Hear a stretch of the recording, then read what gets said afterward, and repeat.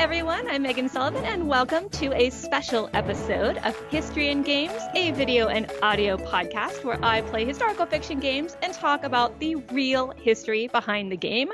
If you would like to check out History and Games, be sure to hit up my Patreon at Megan, Meghan R. Sullivan, or you can go to my YouTube channel, Meg Sullivan, or you can listen for free on all audio platforms, including iTunes and Stitcher, etc., and look for History and apostrophe games. Today, I have a special guest joining me, Dr. Jackson Crawford of the University of Colorado, who is the foremost authority on Norse language, myths, sagas, and the author of very accessible translations of Old Norse works, such as the Poetic Edda and the Saga of the Volsungs. And I apologize for my terrible Norse pronunciation of those titles, but luckily, I have an expert with me who can help me with that. Dr. Crawford, thank you so much for joining me. How are you today? Hey, thank you very much for having me. I'm doing great. How are you? I am excellent. So I wanted to start this interview by giving you a chance to tell the audience what it is that you do and how your work is tied into Norse mythology and language and history, etc., because you have a really impressive resume. Oh, thank you. Well, I'm an Old Norse specialist, so my PhD is in fact, Scandinavian languages with a specialization in Old Norse and the text written in it. So I've been teaching for 13 years at different universities in the U.S., mostly during that time at UCLA, then at Berkeley, then at the University of Colorado. And now I am actually primarily a public educator, kind of trying to adapt to this new world and reaching out to people on YouTube and through a series of translations of the original primary materials. And I'm also making a great courses class about Norse mythology. So I'm trying to kind of reach people where they're looking for this information.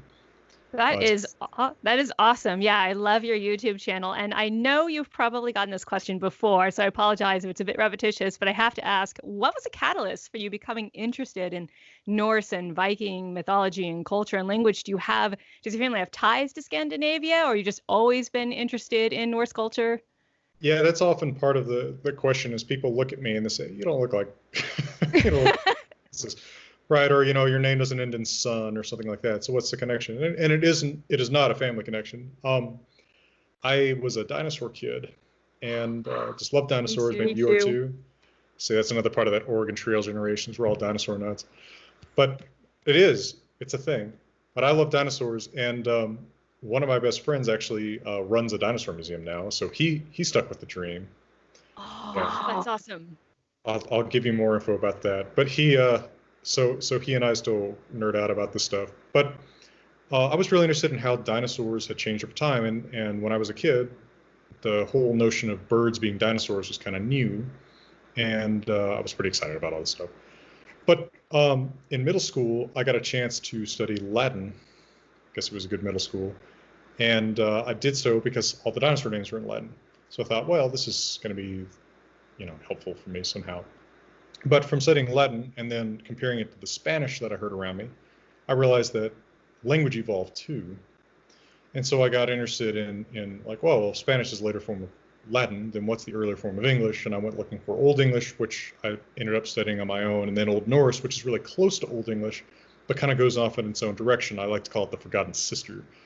And so I just studied ancient languages throughout college and grad school, and at the PhD level, I specialized in Old Norse because I was fascinated by it's sort of like it's like English in an alternate universe. Well, it is. If you look at it, all the basic pieces are there, right? I mean, Vikings and Englishmen before 1000 could understand one another, but then it's changed in its own weird little ways. And then the literature is great. Right, you get all these stories about the gods and the Viking heroes. I mean, it's much more exciting than most ancient and medieval literature. So, right. It was enough to propel me along. And since I was mostly getting fellowships to pay for for grad school, I just kind of kept saying, well, why not? And a PhD and teaching this stuff. Wow, that's really awesome. So am I correct in assuming like the closest modern equivalent of Old Norse language is something like maybe Icelandic, or no? No, that's about right. So all the Scandinavian languages today are descended from Old Norse or something very close to Old Norse. So mostly when we talk about Old Norse in like a classroom setting, or if I'm quoting some Old Norse text to you, it's technically, really specifically Old Icelandic. That's where most Norse literature was written down. So Old Norwegian, Old Swedish, Old Danish is a little bit different from Old Icelandic, but very similar. So the Icelandic language today has changed relatively little, although still some. And then if you look at something like Norwegian, Swedish, Danish, it's changed considerably more, but it's still recognizably descended of the same thing. Right. Are you able to understand, because of your studies, modern Scandinavian languages at all? Or is it just kind of like, it's as hard to understand modern English as it is like Beowulf from 1,000 years ago, because it's old? Well, yeah, it all helps. But I was studying both at the same time. I speak modern Scandinavian languages too, so I can't like give you a sense as an Old Norse speaker like how it sounds to me, because I just learned all that stuff at the same time. Wow, that's impressive. So you obviously have an impressive depth of knowledge when it comes to things like Old Norse language and culture. And I know that you, and I think a lot of the audience knows, that you've worked on a number of different projects that have to do with Norse language and culture, different media projects, including, movies, games, et cetera, et cetera. And I was wondering if you could sort of give us a couple of examples of like what you've worked on and what the experience was like. Sure. The first big one was Frozen. Yeah, Frozen. It was a lot. So I was teaching at UCLA at the time, and actually that didn't start with Frozen. I was attached to a different Disney project first, and then that project got canned. Yeah, but they reached out to me because I was just the closest person who did this stuff, right?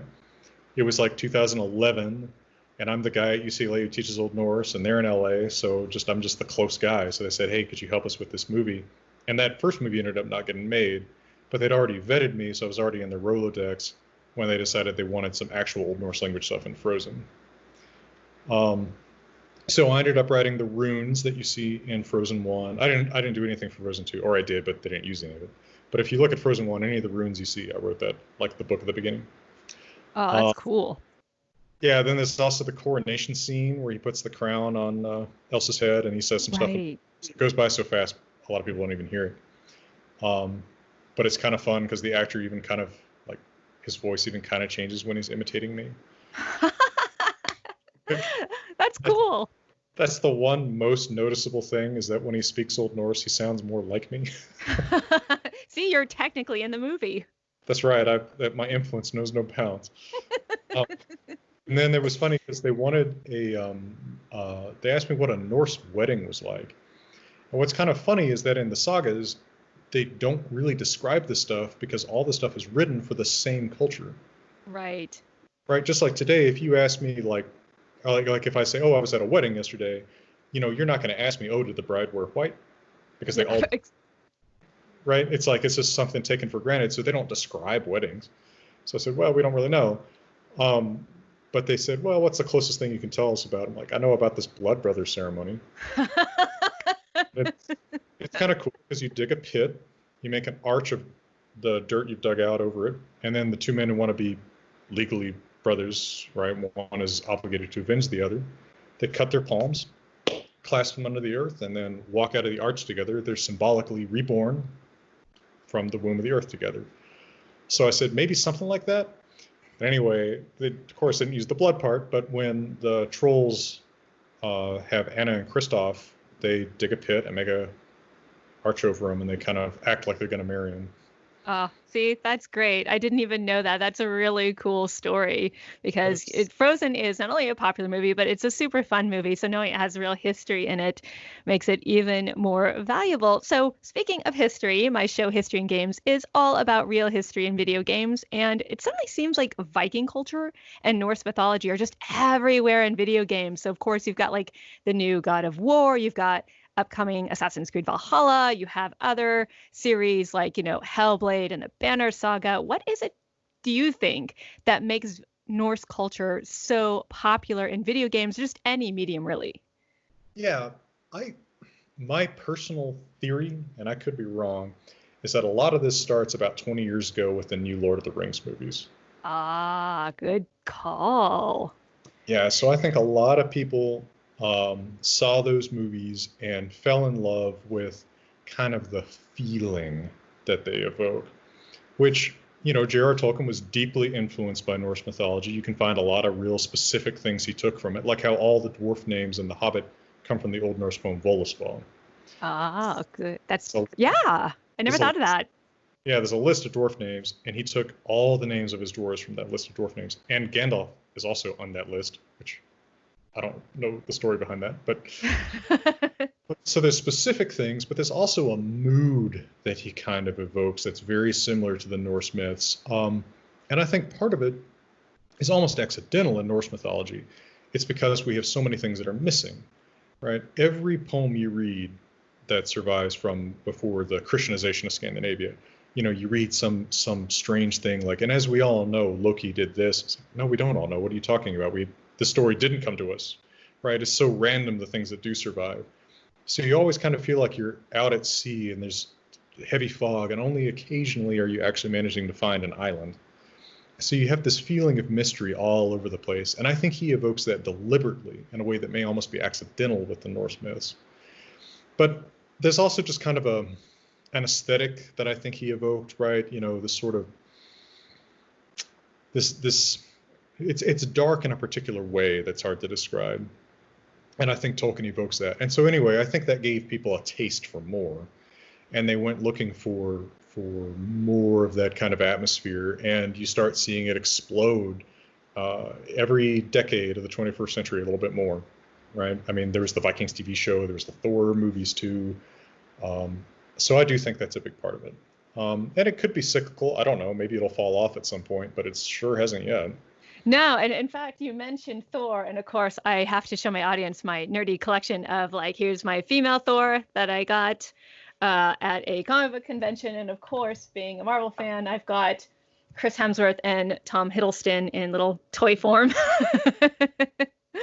And it's interesting because people kind of associate Norse mythology and the sagas and everything with the Marvel movies, but with the rise of all these different TV shows and movies, I feel like there's room to make mistakes. What would you say is like the most misunderstood thing about Norse culture, something that just drives you nuts? Well, I'm pretty zen.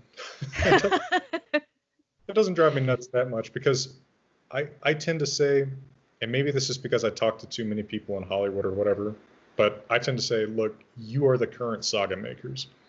Every generation that retells a story changes things. So it doesn't drive me nuts that just, some little thing gets changed. I think that the main problems come from the fact that today people, if you see it on a screen, that becomes more authoritative than anything you see. It's not on a screen.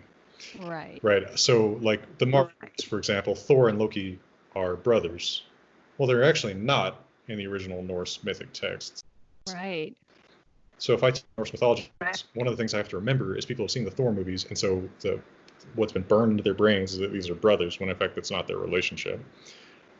So I have to kind of do a little bit of work like that and say, well, okay, that's its own world, it's its own thing, and I don't care. That's the 21st century version of the story, but we've got to deal with the original thing here. As far as actually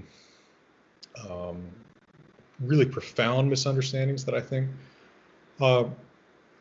emerge today, one is that people really want the Norse myths to be canonical in a way that they're not. Right? Each poem that survives from the Viking Age has its own kind of I like to say that it's like different series about the same comic book characters. Right. So in this one, Jean Grey and Cyclops never got married. Right. In this one, Jean Grey and Wolverine got married. And in this one, Jean Grey and Cyclops got married and later divorced. Then she married Wolverine, then she divorced him, then married Cyclops or whatever. Right. So there's all these different sort of it's the same characters. They're recognizably the same, but there's sort of different timelines with them, and they may contradict one another because one may be from Norway, one may be from Denmark, one may be from 900, one may be from 1000, and things change. And so people come expecting this single storyline that just isn't there. You just have to kind of accept that the characters are the same, but they're going to be kind of recombined in different ways. Or another way I put it with people is, who's the correct James Bond? I mean, you may have an opinion about that. Right. But whether he's played by Sean Connery or by Daniel Craig or by Pierce Brosnan, he's still James Bond. Right. and he's recognizably the same character, and that's kind of how the gods are in these poems too. I think that's a great way to think about that because it's just kind of like the Marvel universe where we don't have a long canonical thing. We don't know a lot about it. You're saying that there are kind of gaps in the story because they were, these sagas were for an audience already familiar with this, pantheon of gods. And we don't know, everything about them or their function. In fact, one of my questions was, Loki being one of the more popular gods, he appears in every game and every movie and every TV show as a foil to the protagonist and whatnot. But I have to ask, do you have any idea what his actual function was in everyday Norse life? Do we have any guesses? Because it seems like a huge mystery. He is a huge mystery. He's different every time you see him. Like he really is. If there is a pretty consistent set of characters with pretty consistent characterizations, he's the Joker in all of it. Is he going to show up as a good guy? Is he going to show up as a bad guy? Right? Because sometimes sometimes stories about him and Thor are just like buddy cop stories. Yeah. Right? They're different, right? Thor is kind of the straight guy, and kind of humorless, and jokes are made at his expense. And Loki's kind of like the freewheeling guy who's going to do anything and is going to be making the jokes. But they're working together for something, right? Like Loki helps Thor get his hammer back when his hammer gets stolen. Loki just accompanies Thor on random trips sometimes, and they seem to be okay. And then at other times, you see like Loki as the father of all the monsters that will kill the gods at the end, and Loki will side with the monsters against the gods at Ragnarok too. And Loki has done something. Actually, sources disagree about what it is, but he's done something that's worth chaining him up with the guts of his son to a rock and having poison dripped on his face by a snake for the rest of eternity till Ragnarok. Geez, that does not make it into the Marvel movies. They don't want to ruin Tom Hiddleston's pretty face. No, well, actually, that's also something. Another thing that doesn't make it into the movies is his lips were sewn shut. So, although he's a shape changer in his native natural form, he's supposed to have ripped up lips because he's opened his mouth, and but he's still got a scar from where it was. Right, and that was when the dwarves they sewed his mouth shut because he's getting real mouthy, right? Well, yeah, he went back on a bet. Oh, that's even worse. Yeah. Can't do that. No, he bet his head, and he crawfished on the bet, as we say out here. I love that. So, going back to video games for a second, because, we're talking about the popularity of Viking Norse lore, and in the new Assassin's Creed Valhalla, players will be able to participate in Viking rap battles called Flytings. And I've seen your YouTube video about the local Senna where you describe it as Loki's locker talk, and he gets real mouthy and he kind of has a rap battle with the Norse gods, and it's super crazy, but I think the audience and I kind of want to know, is that a real thing that, Norsemen did, or is that just kind of one of those misunderstandings and exaggerations that the sagas sort of cling on to? It's a real thing. I've always been a little bit mystified by the use of the term flyting, because that's actually a Scottish term. Like, it just seems weird that we use this word that's unfamiliar to describe something that's unfamiliar. Why not just call it insult battles or something? But right. Anyway, it's the term that seems to have stuck in English. You see it more with stories about the human heroes than about the gods. So very often in the sagas, the hero of the saga is always going to be like the perfect or almost perfect man, right? He's always going to be described as very handsome. He's going to be the best fighter. Nobody can beat him at anything. He can always jump higher than everybody else for some reason. It's always it's like a necessary trait. It seems necessary. And then they're also almost always great poets. It's unusual when they're not good poets. And so one of the big, and it's something you can see it as being almost like a superpower. One of the big traits of theirs is they can usually just sort of compose like that. They can make some awesome, completely, perfectly composed poem just on the spur of the moment.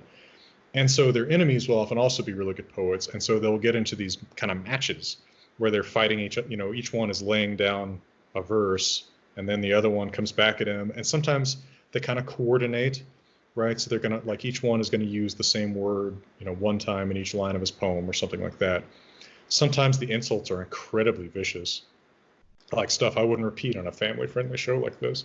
Yeah, not so much. Loki says some pretty terrible things in the Locus Senna where it's like, wow.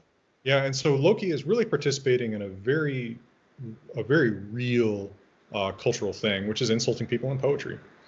I mean, it's not that different from, yeah, from a lot of rap. Both sides are expected to kind of participate in it.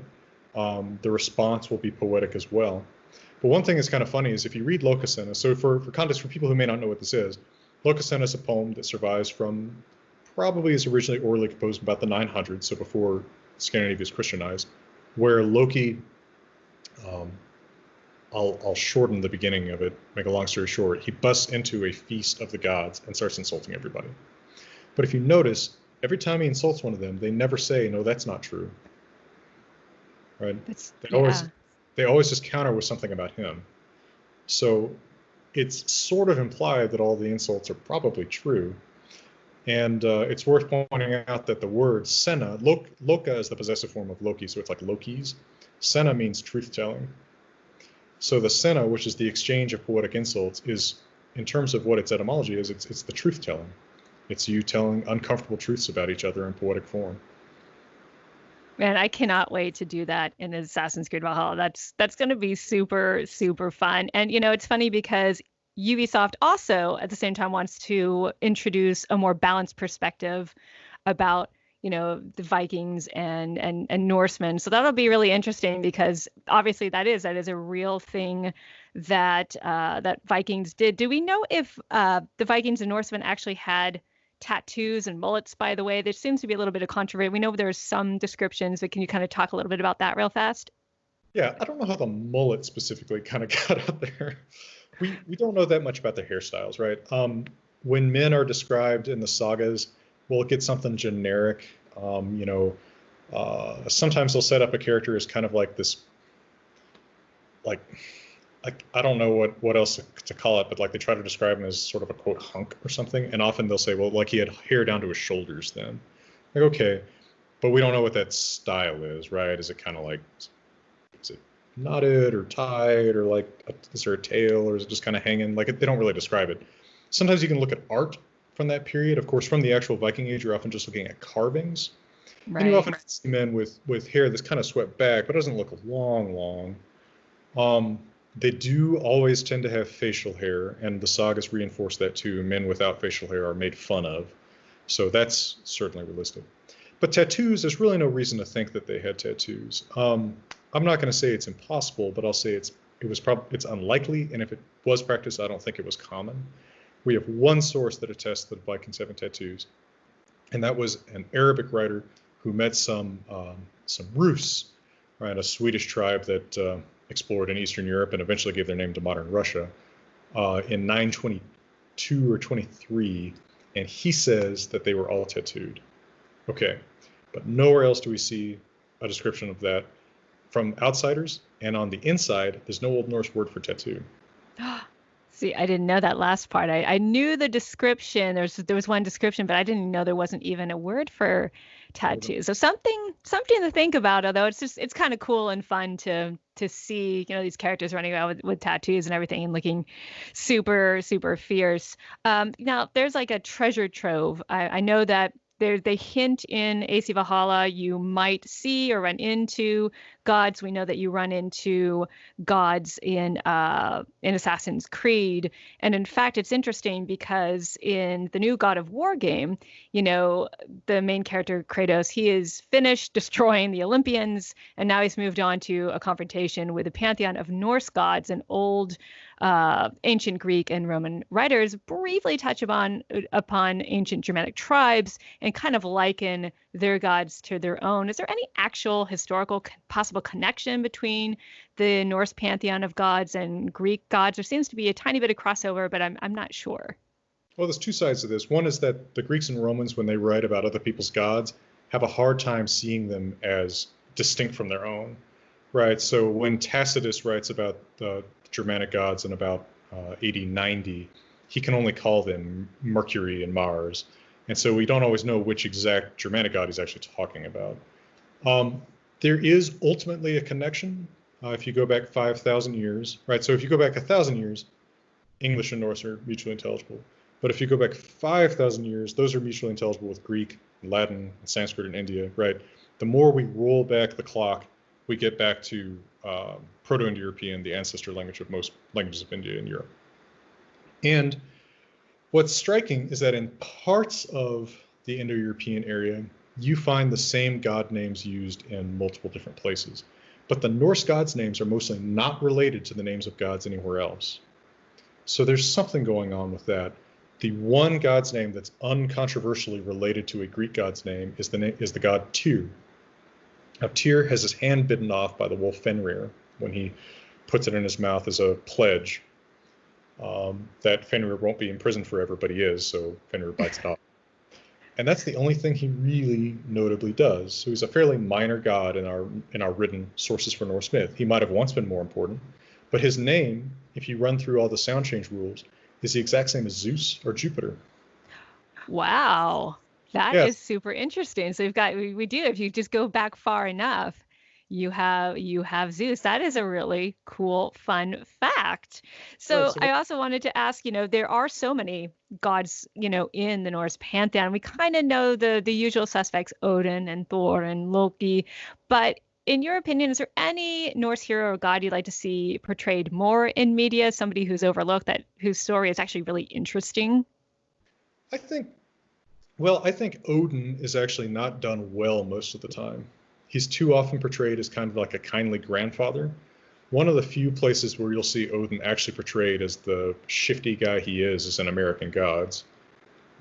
That's actually a pretty good portrayal of his. So I would say seeing Odin done well is something that I don't see often enough. But then one story that I'm always amazed has just never really penetrated popular culture is the saga of Hervor and Haethric. And that'll actually be in my next book. Of course, everything is slowed down right now, so who knows when that'll be. But it's done at least. It's just not yes, hopefully soon. Hopefully soon, whatever soon means anymore. But so it's actually the story of a woman who finds out that her father wasn't who she thought he was. She was always told that he was just a poor man, just a nobody, but she finds out he was actually one of the greatest warriors ever, and that he was buried with a magical cursed sword. So she puts on armor and disguises herself under a man's name, and she goes and she finds her dad's burial mound, breaks into his burial mound and confronts his zombie, takes the curse. It's just the guitars are just screaming this whole time, right? I mean, it's so rock and roll. And she takes this cursed sword from her dad's zombie after they exchange poems. It's a rock opera the whole way. And she goes on to have a son who inherits the sword, and he does all this crazy. It's a crazy adventure story, and I don't know how that hasn't penetrated into popular awareness more, because it's just this rockin' story. I would play the heck out of that video game. That sounds like that would be just completely epic. I mean, all the adventures you could have, strong female protagonist with a kick-butt sword, and oh man, I'm gonna have to suggest that to some video game friends of mine, or I could try. Give them my number. And every time, so the sword is cursed. Every time it's drawn, it has to kill someone. What? That's crazy. So sometimes it gets accidentally drawn in the story, and there's always drama. Like, I got to kill somebody. Right. Oh my gosh! Yes, this has to be a game. I'm sure there are games that kind of touch upon it, but I haven't actually known much about this story. So I feel like that is just the perfect opportunity for someone to make this game. And yes, I need to consult you on it, because you're the expert on this, and you'll get it through that this is a cool action adventure story. But doesn't that sound like how is that not out there? Right? It's an easy slam dunk. Like right there, it's an epic story in and of itself. So I don't know why that's not out there. I know that, in games you do have like shield maidens and berserkers and all of that kind of thing. I know there are games kind of based on that. Now, are those real things, berserkers and shield maidens, or is that kind of like a misunderstanding of bits and pieces of evidence that we have from the Viking era? Again, there's kind of two ways of coming at it. In stories, they're definitely a real thing, right? So in the Old Norse sagas from their own time, they talk about shield maidens all the time. It's actually not uncommon at all to have women who put on armor and go out and fight. Sometimes it's for one particular occasion. So, for instance, in the Saga of the Volsungs, toward the end, there is a sister who puts on armor and grabs up weapons and fights to protect her brothers in their last fight. They're against overwhelming odds. Or then you have someone like Hervor in the saga, Hervor and Haedric I just mentioned, where she's a career warrior woman. So it's a pretty normal feature of the myth, or not even myth, but even just sagas about human heroes. How much that's a reality in life is something that is more a question for archaeologists, right? So here I'm going to say, oh, I'm a guy who studies language and text. I'm not studying bones, right? I don't know stuff. But there's a very famous burial that was actually discovered in the 19th century in Sweden that has long been assumed to have been just this great warlord. This skeleton that's found with a horse and tons of weapons and all of these high status things like a game board for playing their chess-like game. Everyone just said, oh, this is some war king. But in, I think, 2017, the skeleton was actually analyzed and was found to be a woman. So now all these questions are, well, okay, so you thought this was a war king when you thought this was a man, and now you say, well, maybe this isn't really a warrior at all. Maybe this is some other symbolic thing. But it kind of challenges all of our assumptions one way or the other, right? Are people being buried with stuff that they didn't use in life? Well, then that's interesting too. Or is this a woman who really was a warrior? And that's a question, again, more for archaeologists than for, language nerds like me. But it really is something that is all over their literature. Yeah, it really is. So I couldn't help but ask, because I was like, that is prominent, and you see in TV shows and video games, you see these shield maidens, berserkers running around. And it definitely is very prominent in the stories. Speaking of stories, one of the cool things I read about you is that for a graduate project, you actually turned Star Wars into an Icelandic saga, which is super, super awesome. What compelled you to do that? This is the part where I block the camera and I no more questions. Right, yeah, I was told this wouldn't be asked. Yeah, so all right, so we were getting down about our generation before this interview. Yeah. So I was very new to Facebook, and I didn't know what Facebook was about. I didn't know what to do with it. And you remember how it used to be a third person status update like Jackson knows? Okay. So I didn't know what else to do with that. So in grad school, I would always just fill that in with some Star Wars quote. Right? Jackson is no moon; he's a space station. Right? Like that kind of stuff. And eventually, one of my friends, Ben Fry, who was in grad school with me, said, I think there's actually a lot that Star Wars has in common with Icelandic sagas. And I said, yeah, it is a saga. Right? It's very similar, right? You have a story about a family that has some tragedy, there's some conflict within the family. That's always a big deal within the saga. It's like, oh, how do I resolve this? Because I must fight him, but he's my father, that kind of stuff. Right. And I thought it's absolutely a saga. So I turned it into one. It was actually pretty much practice for my PhD exams, right? I thought, hey, how better to learn the language than to write something in it than to try to actually imitate the style of the stuff that's in it. And I put it together, and for some reason, the internet liked it. This is 20 years ago now, but it got on Reddit, and people found out about it. And, I don't know how I feel about it anymore. So what you're saying is if I go through the old archives of Reddit, I can read it for myself. Or you can actually find it pretty easy. If you just search for, like, Star Wars is an Icelandic saga. I left the blog up that has it. Oh, did you? Okay, awesome. I'm gonna go take a look at that later, because I saw you had bits and pieces of it, but I wanted to read the whole thing because it just sounds amazing. It's Star Wars and Old Norse together. That just So to clarify, for anybody who doesn't quite realize what I'm saying, I mean, I took the movies that existed at the time, right, the 6 movies, and I turned them into a Viking story, right? So and I had to change some things, right? Because technology is different, culture's different, right? There's no schools or anything like that. So the Jedi become a family, that kind of stuff. But it kind of works. Well, obviously, because it got picked up and it was quite popular. But you also have translated a bunch of the old sagas. So I wanted to give you a chance to sort of take this moment to promote yourself and tell people where you can find your work, tell them a little bit about your YouTube channel and everything, because I think the audience is going to be super interested in that. Okay, well, yeah, find me on YouTube under just my name, just Jackson Crawford, and I've got hundreds of videos now about every question people ask me about Norse language and myth. I try to make a couple a week just answering questions people ask me. So check that out. I have actually translated most of the stuff that we've just been talking about. So there's the Poetic Edda, which is Yay. also available as an audiobook narrated by me, if you don't hate my voice. Nice. Because it would have been really hard to teach somebody to pronounce all the names. That is the source for most of the stories of the Norse gods that have actually survived. That's the poems that survived from the Viking Age to be written down after Iceland was converted to Christianity. So that's actually where we get most of what we know about Odin, Thor, and Loki. And then I did the Wanderers Hávamál, which is a specific poem from the Poetic Edda. That's actually Odin's advice for good living. Yes. Are you living wisely? Let Odin tell you. Because you're probably not. There's the Saga of the Volsungs, which is one of the great sagas of Norse heroes, also available as an audiobook narrated by me, if you don't hate my voice. Yeah. Yeah, so all that stuff's out there, and you can find me at jacksonwcrawford.com. Remember the W. Yes, that's important. Yes, or I'm on Twitter at Norse by Southwest, which is Norse by SW. All right. Awesome. I'm so glad that we now know where to find you. I think that's it for all of my questions.